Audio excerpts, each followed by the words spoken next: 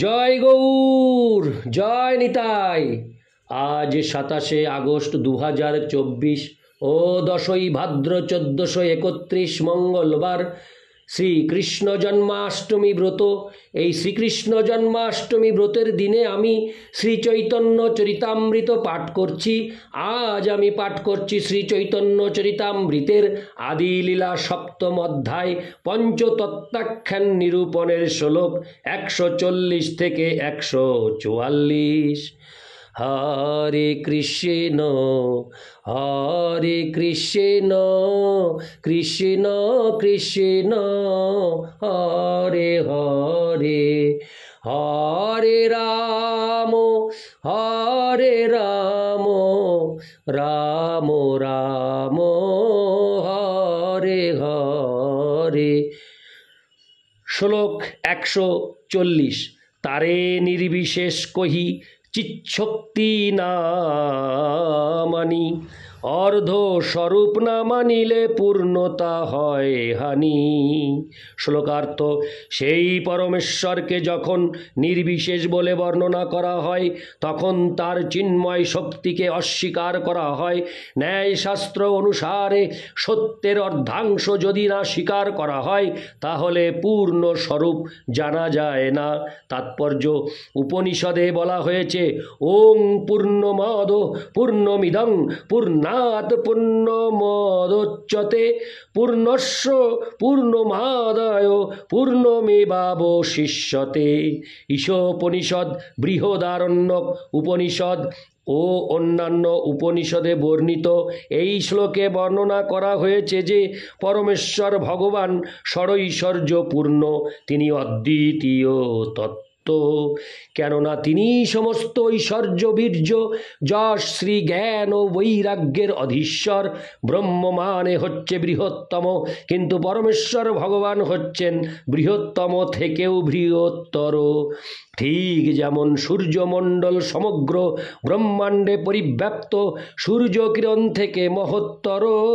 যদিও অল্পজ্ঞ মানুষদের কাছে সমগ্র ব্রহ্মাণ্ডে পরিব্যাপ্ত সূর্যকিরণকে বিরাট বলে মনে হয়, কিন্তু সেই সূর্যকিরণ থেকেও বৃহত্তর হচ্ছে সূর্যমণ্ডল, এবং সেই সূর্যমণ্ডল থেকেও মহত্তর হচ্ছেন সূর্যদেব। তেমনি নির্বিশেষ ব্রহ্মকে যদিও বিরাট বলে মনে হয়, কিন্তু তা বৃহত্তম নয়। নির্বিশেষ ব্রহ্ম হচ্ছে ভগবানের দেহ বিচ্ছুরিত রশ্মিচ্ছটা, কিন্তু ভগবানের চিন্ময় স্বরূপ এই নির্বিশেষ ব্রহ্ম এবং সর্বভূতস্থ পরমাত্মা থেকেও মহত্তর। তাই বৈদিক শাস্ত্রে যখনই ব্রহ্ম শব্দটির উল্লেখ করা হয়েছে তখন বুঝতে হবে যে তা পরমেশ্বর ভগবানকে বোঝাচ্ছে। ভগবদ গীতায় ভগবানকে পরম ব্রহ্ম বলেও সম্বোধন করা হয়েছে। মায়াবাদী এবং অল্পজ্ঞ মানুষেরা কখনো কখনো ব্রহ্মের অর্থ বুঝতে ভুল করে, কেননা জীব হচ্ছে ব্রহ্ম। তাই শ্রীকৃষ্ণকে পরম ব্রহ্ম বলে বর্ণনা করা হয়েছে। বৈদিক শাস্ত্রে যখনই ব্রহ্ম বা পরব্রহ্ম শব্দ দুটির উল্লেখ করা হয়েছে তখনই বুঝতে হবে যে তা পরমেশ্বর ভগবান শ্রীকৃষ্ণকেই বোঝানো হয়েছে। সেটি হচ্ছে তাদের প্রকৃত অর্থ। যেহেতু সমস্ত বৈদিক সাহিত্যে ব্রহ্মের বিষয়ে আলোচনা হয়েছে, তাই শ্রীকৃষ্ণ হচ্ছেন বৈদিক জ্ঞানের চরম লক্ষ্য। নির্বিশেষ ব্রহ্ম সবিশেষ ভগবানকে আশ্রয় করে বিরাজ করে। তাই যদিও প্রাথমিক উপলব্ধি হচ্ছে নির্বিশেষ ব্রহ্মজ্যোতি, তবু ঈশোপনিষদের বর্ণনা অনুসারে সেই ব্রহ্মজ্যোতিতে প্রবেশ করে পরম পুরুষ ভগবানকে প্রাপ্ত হতে হবে, এবং সেটিই হচ্ছে জ্ঞানের পূর্ণতা। ভগবদ গীতাতেও 7:19 সেই কথা প্রতিপন্ন হয়েছে। বহুনাং জন্ম নামন্তে জ্ঞানবান মাং প্রপদ্যতে। বহু বহু জন্ম জন্মান্তরের জ্ঞানের মাধ্যমে পরম তত্ত্বকে জানার প্রচেষ্টার পর কেউ যখন শ্রীকৃষ্ণকে জানতে পারেন এবং তার শরণাগত হন, তখন তার জ্ঞান অর্জনের সমস্ত প্রচেষ্টা সার্থক হয়। নির্বিশেষ ব্রহ্মরূপে পরম তত্ত্বের আংশিক উপলব্ধিতে ভগবানের পূর্ণৈশ্বর্য হৃদয়ঙ্গম হয় না। এটি পরম তত্ত্বের এক বিপজ্জনক উপলব্ধি। পরম তত্ত্বের সমস্ত রূপ যথা নির্বিশেষ ব্রহ্ম, সর্বভূতস্থ পরমাত্মা ও পরমেশ্বর ভগবানকে স্বীকার না করা হলে সেই জ্ঞান পূর্ণ হয় না। শ্রীপাদ রামানুচার্য তার বেদার্থ সংগ্রহে বলেছেন, জ্ঞানেন ধর্মেণ স্বরূপমপি নিরূপিতম ন তু জ্ঞানমাত্রং ব্রহ্মেতি কথোমিদং অবগম্যতে। তিনি এভাবেই ইঙ্গিত করেছেন যে তার জ্ঞান ও বৈশিষ্ট্যের মাধ্যমে পরম তত্ত্বের স্বরূপ নিরূপণ করতে হবে। কেবল পূর্ণ জ্ঞানময় রূপে পরম তত্ত্বকে জানা যথেষ্ট নয়। বৈদিক শাস্ত্রে মুন্ডুক উপনিষদ 1:1 বলা হয়েছে, যা সর্বজ্ঞ সর্ববিদ, অর্থাৎ পরম তত্ত্ব সব কিছুই পূর্ণরূপে অবগত। কিন্তু বেদের বর্ণনা থেকে আমরা জানতে পারি যে পরাস্য শক্তির বিবিধৈব শ্রুয়তে। তিনি কেবল সর্বজ্ঞই নন, তিনি তার বিভিন্ন শক্তির প্রভাবে ক্রিয়াও করেন। তেমনি ব্রহ্মকে পূর্ণ চিন্ময় রূপে জানাও যথেষ্ট নয়, আমাদের এও জানতে হবে যে কিভাবে তিনি তার বিভিন্ন শক্তির মাধ্যমে চিন্ময় ক্রিয়া করেন। মায়াবাদ দর্শনে পরম তত্ত্ব যে চিন্ময় কেবল তার বর্ণনা রয়েছে, কিন্তু পূর্ণ চিন্ময় রূপে তিনি কিভাবে ক্রিয়া করেন সেই সম্বন্ধে কোনো বর্ণনা নেই। সেটি হচ্ছে সেই দর্শনের ত্রুটি। ইতি শ্লোক 140। শ্লোক 141। ভগবান ও প্রাপ্তি হেতু যে করি উপায়, শ্রবণাদি ভক্তি কৃষ্ণ প্রাপ্তিরও সহায়। শ্লোকার্থ, শ্রবণ আদি নবদা ভক্তির মাধ্যমেই কেবল ভগবানকে পাওয়া যায়। তাকে পাওয়ার সেটি হচ্ছে একমাত্র উপায়। তাৎপর্য, ব্রহ্মকে সমস্ত জ্ঞানের সমষ্টিরূপে জেনেই মায়াবাদীরা সন্তুষ্ট, কিন্তু বৈষ্ণব দার্শনিকেরা কেবল পরমেশ্বর ভগবান সম্বন্ধে বিস্তারিতভাবে অবগতই নন। কিভাবে তাকে পাওয়া যায় সেই উপায়ও তারা জানেন। শ্রবণ আদি সেই নবদা ভক্তির পন্থা শ্রী চৈতন্য মহাপ্রভু বর্ণনা করেছেন। শ্রবণং কীর্তনং বিষ্ণু শরণং পাদ সেবনম অর্চনং বন্দনং দাস্যং সখ্যমাত্ম নিবেদনম। ভাগবত 7:5-23। নবদা ভক্তি হচ্ছে কৃষ্ণ কথা শ্রবণ করা, কৃষ্ণ কথা কীর্তন করা, শ্রীকৃষ্ণকে স্মরণ করা, শ্রীকৃষ্ণের পাদপদ্ম সেবা করা, শ্রীকৃষ্ণের বন্দনা করা, শ্রীকৃষ্ণের দাসত্ব করা, শ্রীকৃষ্ণের সঙ্গে সখ্যতা স্থাপন করা এবং সর্বতোভাবে শ্রীকৃষ্ণের শরণাগত হওয়া। এই নবদা ভক্তির মাধ্যমে ভগবানের কাছে ফিরে যাওয়া যায়। তার মধ্যে ভগবানের কথা শ্রবণ হচ্ছে সবচাইতে গুরুত্বপূর্ণ। এই শ্রবণের পন্থার উপর শ্রী চৈতন্য মহাপ্রভু অত্যন্ত অনুকূলভাবে গুরুত্ব আরোপ করেছেন। তার এই পন্থা অনুসারে মানুষ যদি কেবল কৃষ্ণ কথা শ্রবণ করার সুযোগ পায়, তাহলে নিশ্চিতভাবেই তাদের সুপ্ত ভগবত প্রেম ধীরে ধীরে বিকশিত হবে। শ্রবণাদি শুদ্ধ চিত্তে করয়ে উদয় চৈতন্য চরিতামৃত মধ্য 22:137। ভগবত প্রেম সকলের মধ্যেই সুপ্তভাবে রয়েছে, কিন্তু কেউ যদি ভগবানের কথা শ্রবণ করার সুযোগ পায়, তাহলে অবশ্যই সেই প্রেম বিকশিত হবে। এই তত্ত্বের ভিত্তিতে আমাদের কৃষ্ণ ভাবনামৃত আন্দোলন প্রতিষ্ঠিত। আমরা কেবল মানুষকে পরমেশ্বর ভগবানের কথা শ্রবণ করার সুযোগ দান করি আর তাদের ভগবত প্রসাদ সেবন করতে দিই, এবং তার ফলে পৃথিবীর মানুষ এই পন্থায় সাড়া দিচ্ছে এবং শুদ্ধ কৃষ্ণ ভক্তে পরিণত হচ্ছে। আমরা সারা পৃথিবী জুড়ে শত শত কৃষ্ণ মন্দির প্রতিষ্ঠা করেছি, যাতে মানুষ কৃষ্ণ কথা শ্রবণ করতে পারে এবং কৃষ্ণ প্রসাদ সেবন করতে পারে। এই দুটি পন্থা যে কেউই গ্রহণ করতে পারে, এমনকি একটি শিশু পর্যন্ত, ধনী দরিদ্র, পণ্ডিত মূর্খ, শ্বেতাঙ্গ কৃষ্ণাঙ্গ, বৃদ্ধ শিশু নির্বিশেষে সকলেই পরমেশ্বর ভগবানের কথা শ্রবণ করে এবং কৃষ্ণ প্রসাদ সেবন করে। নিঃসন্দেহে ভগবদ ভক্তির চিন্ময় স্তরে উন্নীত হতে পারে। ইতি শ্লোক 141। শ্লোক 142। সেই সর্ববেদের অভিধেয় নাম, সাধন ভক্তি হইতে হয় প্রেমের উদ্গম। শ্লোকার্থ: সদ্গুরুর তত্ত্বাবধানে এই বৈদিক ভক্তি সাধন করার ফলে অবশ্যই সুপ্ত ভগবৎ প্রেমের উদ্গম হয়। এই পন্থাকে বলা হয় অভিধেয়।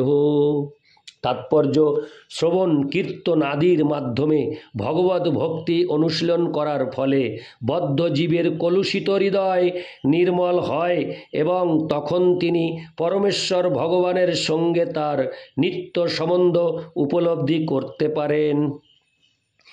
এই নিত্য সম্পর্কের বর্ণনা করে শ্রী চৈতন্য মহাপ্রভু বলেছেন, জীবের স্বরূপ হয় কৃষ্ণের নিত্য দাস। প্রতিটি জীবই তার স্বরূপে পরমেশ্বর ভগবান শ্রীকৃষ্ণের নিত্য দাস। কেউ যখন এই সম্পর্ক সম্বন্ধে সম্পূর্ণরূপে অবগত হন, তখন তিনি সেই সম্বন্ধ স্থাপনে তৎপর হন। তাকে বলা হয় অভিধেয়। তার পরবর্তী স্তর হচ্ছে প্রয়োজন সিদ্ধি বা জীবনের চরম উদ্দেশ্য সাধন করা। কেউ যখন পরমেশ্বর ভগবানের সঙ্গে তার সম্পর্কের কথা হৃদয়ঙ্গম করতে পারেন এবং সেই সম্বন্ধ স্থাপনের জন্য তৎপর হন, তখন আপনা থেকেই তার জীবনের উদ্দেশ্য সফল হয়। মায়াবাদীরা আত্মজ্ঞান লাভের এই প্রাথমিক স্তরটি পর্যন্ত লাভ করতে পারে না, কেননা ভগবানের ব্যক্তিত্ব সম্বন্ধে তাদের কোনো ধারণাই নেই। তিনিই হচ্ছেন সর্বলোক মহেশ্বর এবং তিনিই হচ্ছেন একমাত্র পুরুষ, যিনি সমস্ত জীবের সেবা গ্রহণ করতে পারেন। কিন্তু যেহেতু মায়াবাদ দর্শনে সেই জ্ঞানের অভাব রয়েছে, তাই ভগবানের সঙ্গে তাদের সম্পর্কের জ্ঞান পর্যন্ত মায়াবাদীদের নেই। তারা ভ্রান্তভাবে মনে করে যে সকলেই ভগবান অথবা সকলেই ভগবানের সমান। তাই জীবের প্রকৃত স্বরূপ সম্বন্ধে যেহেতু তাদের কোনো স্পষ্ট ধারণা নেই, তাহলে পরমার্থের পথে তারা অগ্রসর হবে কিভাবে? যদিও তারা নিজেদের মুক্ত বলে অভিমান করে, কিন্তু পরমেশ্বর ভগবানের শ্রীপাদ পদ্মের প্রতি অশ্রদ্ধা পরায়ণ হওয়ার ফলে মায়াবাদীরা অচিরেই অধঃপতিত হয়। তাকে বলা হয় পতন্তধো। যে হন্যে হর বিন্দাক্ষ বিমুক্ত মানিন স্তজ্জস্ত ভাবাদবিশুদ্ধ বুদ্ধয় আরূহ কৃচ্ছেন পরং পদং তত পতন্তোধোহ নাদৃত যুষ্মদং ঘ্রয়। ভাগবত 10:2-32। এখানে বলা হয়েছে যে সমস্ত মানুষ নিজেদের মুক্ত বলে মনে করে, কিন্তু ভগবানের সঙ্গে তাদের সম্বন্ধ না জানার ফলে ভক্তিপরায়ণ নয়, তারা নিঃসন্দেহে বিপদগামী। ভগবানের সঙ্গে সম্পর্ক অবগত হয়ে অবশ্যই তার সেবা পরায়ণ হতে হবে। তাহলেই কেবল জীবনের পরম উদ্দেশ্য সাধন করা সম্ভব। ইতি শ্লোক 142, 143। কৃষ্ণের চরণে হয় যদি অনুরাগ, কৃষ্ণ বিনু অন্যত্র তার নাহি রহে রাগ। শ্লোকার্থ: কেউ যদি শ্রীকৃষ্ণের প্রীতি হরে কৃষ্ণ। কেউ যদি শ্রীকৃষ্ণের প্রতি প্রীতিপরায়ণ হয়ে তার শ্রীপাদপদ্মের প্রতি অনুরক্ত হন, তাহলে ধীরে ধীরে অন্য সব কিছুর প্রতি তার আসক্তি নষ্ট হয়ে যাবে। তাৎপর্য: ভগবত ভক্তির মার্গে উন্নতির এটি একটি লক্ষণ। শ্রীমদ্ভাগবতে 11:2-42 বলা হয়েছে, ভক্তি পরে সানুভব বিরক্তিরন্যত্র চ। ভক্ত যখন শ্রীকৃষ্ণের প্রতি আসক্তি অনুভব করেন, তখন তিনি অন্য সব কিছুর প্রতি আসক্তি রহিত হয়ে বিরক্ত হন। মায়াবাদীরা যদিও মুক্তির পথে অনেকটা এগিয়ে গেছেন বলে মনে করা হয়, কিন্তু আমরা দেখি যে কিছুদিন পরে আবার তারা রাজনীতি বা জনসেবার কাজ করার জন্য নেমে আসে। বহু বড় বড় সন্ন্যাসী, যাদের মুক্ত বলে ধারণা করা হয়, এই জগৎকে মিথ্যা বলে পরিত্যাগ করার পরেও আবার তাদের জড়জাগতিক কার্যকলাপে লিপ্ত হওয়ার জন্য নেমে আসতে দেখা গেছে। কিন্তু ভক্ত যখন ভক্তি মার্গে ভগবানের সেবায় লিপ্ত হন, তখন আর তার এই ধরনের জনহিতকর কার্যের প্রতি আসক্তি থাকে না। কেবল ভগবানের সেবাতেই অনুপ্রাণিত হয়ে তিনি সারা জীবন কেবল ভগবানের সেবাই করে যান।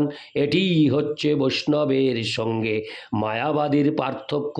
তাই ভগবত ভক্তির পন্থা হচ্ছে বাস্তবসম্মত, কিন্তু মায়াবাদীর পন্থা মনোধর্ম প্রসূত জল্পনা কল্পনা মাত্র। ইতি শ্লোক 143, শ্লোক 144। পঞ্চম পুরুষার্থ সেই প্রেম মহাধন, কৃষ্ণের মাধুর্য রস করায় আস্বাদন। শ্লোকার্থ: ভগবত প্রেম এমনই এক অমূল্য সম্পদ যে তাকে মানব জীবনের পঞ্চম পুরুষার্থ বলে বিবেচনা করা হয়। ভগবত প্রেম বিকশিত করার ফলে মাধুর্য প্রেমের স্তরে উন্নীত হওয়া যায় এবং এই জন্মেই সেই রস আস্বাদন করা যায়। তাৎপর্য: মায়াবাদীরা মনে করে যে জীবনের পরম পূর্ণতা হচ্ছে মুক্তি, যা হচ্ছে চতুর্বর্গের চতুর্থ স্তর। মানুষ সাধারণত ধর্ম, অর্থ, কাম ও মোক্ষ এই চতুর্বর্গ সম্বন্ধেই অবগত, কিন্তু ভগবত ভক্তির স্তর মুক্তিরও ঊর্ধ্বে। পক্ষান্তরে বলা যায়, কেউ যখন যথাযথভাবে মুক্ত হন, তখনই তিনি কৃষ্ণ প্রেমের অর্থ হৃদয়ঙ্গম করতে পারেন।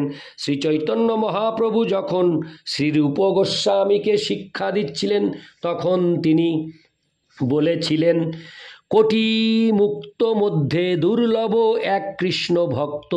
কোটি কোটি মুক্ত পুরুষদের মধ্যে একজন কৃষ্ণ ভক্ত পাওয়াও দুষ্কর। সবচাইতে উচ্চ স্তরের মায়াবাদী মুক্তির স্তর পর্যন্ত উন্নীত হতে পারেন, কিন্তু কৃষ্ণ ভক্তি এই মুক্তির স্তরেরও ঊর্ধ্বে। সেই সম্বন্ধে শ্রীল ব্যাসদেব শ্রীমদ্ভাগবতে 1:1-2 বলেছেন, ধর্ম প্রযোজিত কৈতবহোত্র পরম নির্মৎসরাণাং শতাং বেদং বাস্তবমত্র বস্তু শিবদং তাপত্রয়োন্মূলনম। জড় বাসনা যুক্ত সব রকমের ধর্ম সম্পূর্ণভাবে বর্জন করে এই ভাগবত পুরাণ পরম সত্যকে প্রকাশ করেছে, যা কেবল সর্বতোভাবে বিশুদ্ধ ভক্তরাই হৃদয়ঙ্গম করতে পারেন। পরম সত্য হচ্ছে মায়া থেকে পৃথক পরম মঙ্গলময় বাস্তব বস্তু। সেই সত্যকে জানতে পারলে ত্রিতাপ দুঃখ সমূলে উৎপাটিত হয়। বেদান্ত সূত্রের ভাষ্য শ্রীমদ্ভাগবত তাদেরই জন্য যারা পরম নির্মৎসরাণম, অর্থাৎ যাদের হৃদয় সম্পূর্ণরূপে ঈর্ষা থেকে মুক্ত। মায়াবাদীরা পরমেশ্বর ভগবানের প্রতি ঈর্ষাপরায়ণ, তাই বেদান্ত সূত্র তাদের জন্য নয়। তারা বেদান্ত সূত্রে অনর্থক নাক গলাতে চায়, কিন্তু তা বোঝার ক্ষমতা তাদের নেই। বেদান্ত সূত্রের প্রণেতা তার ভাষ্য শ্রীমদ্ ভাগবতে বর্ণনা করেছেন যে বেদান্ত সূত্র কেবল তাদেরই জন্য যাদের হৃদয় নির্মল হয়েছে পরম নির্মৎসরানম। কেউ যদি শ্রীকৃষ্ণের প্রতি ঈর্ষাপরায়ণ হয় তাহলে সে বেদান্ত সূত্র বা শ্রীমদ্ ভাগবত বুঝবে কি করে? শ্রীমদ্ ভাগবত বুঝবে কি করে? মায়াবাদীদের একমাত্র কাজ হচ্ছে পরমেশ্বর ভগবান শ্রীকৃষ্ণের নিন্দা করা। যেমন ভগবদ্ গীতায় ভগবান শ্রীকৃষ্ণ তার শরণাগত হওয়ার নির্দেশ দিয়েছেন, কিন্তু ভারতবর্ষের শ্রেষ্ঠ পণ্ডিত তথাকথিত দার্শনিক প্রতিবাদ করেছে আমাদের যার প্রতি শরণাগত হতে হবে তিনি শ্রীকৃষ্ণ নন। এর থেকে সহজেই বোঝা যায় যে সেই ব্যক্তি শ্রীকৃষ্ণের প্রতি ঈর্ষাপরায়ণ। যেহেতু সমস্ত মায়াবাদীরাই শ্রীকৃষ্ণের প্রতি ঈর্ষাপরায়ণ, তাই বেদান্ত সূত্রের অর্থ হৃদয়ঙ্গম করার কোনো সম্ভাবনা তাদের নেই। এমনকি তারা যদি মুক্তও হয়, যা তারা মিথ্যা দাবি করে, তবুও এখানে শ্রীল কৃষ্ণদাস কবিরাজ গোস্বামী শ্রী চৈতন্য মহাপ্রভুর কথা পুনরাবৃত্তি করে বলেছেন যে কৃষ্ণ প্রেম মুক্তির অতীত। ইতি শ্লোক 144। নারায়ণ হে নারায়ণ ভবভয় হরণম নারায়ণ।